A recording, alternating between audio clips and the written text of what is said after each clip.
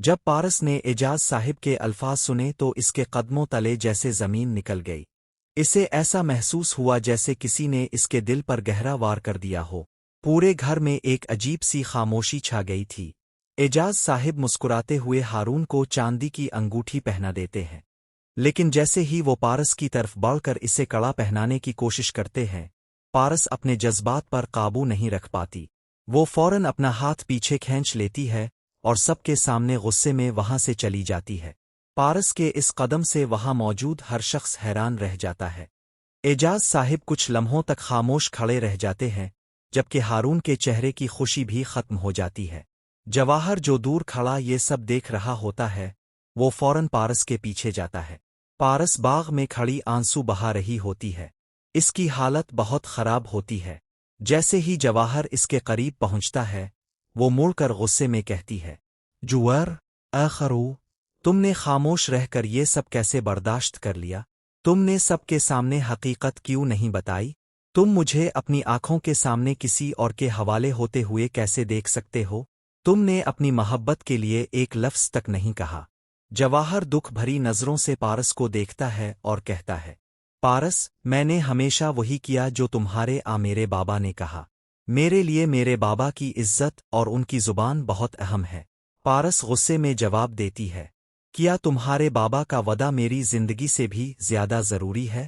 جواہر، مجھے تم سے یہ امید نہیں تھی۔ میں نے سوچا تھا تم اپنی محبت کے لیے آواز اٹھاؤ گے، لیکن تم نے مجھے کسی اور کا بنتا دیکھنا قبول کر لیا۔ اب تمہیں اپنی اس خاموشی کا نتیجہ بھگتنا ہوگا۔ جواہر کچھ کہنا چاہتا ہے، لیکن پارس اسے روک دیتی ہے اور وہاں سے چلی جاتی ہے۔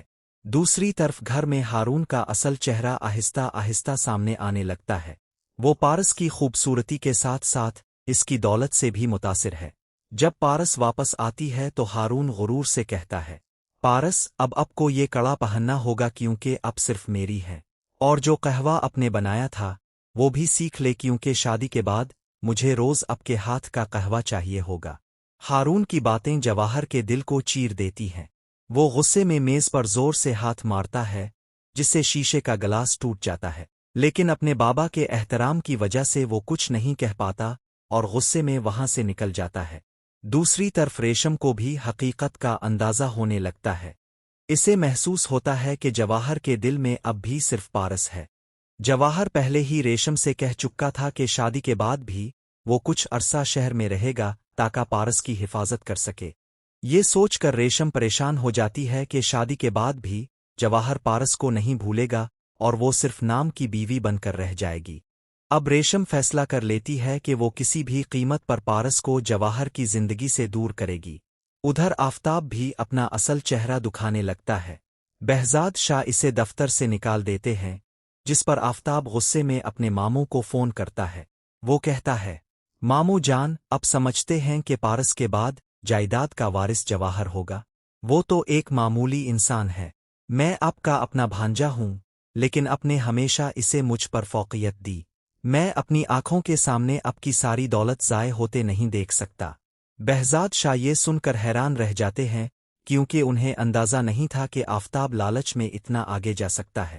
اب کہانی ایک نئے موڑ پر آ گئی ہے۔ جواہر اپنی محبت کو دل میں چھپا کر خاموش ہے، جبکہ پارس اپنے ہی لوگوں سے ناراض ہو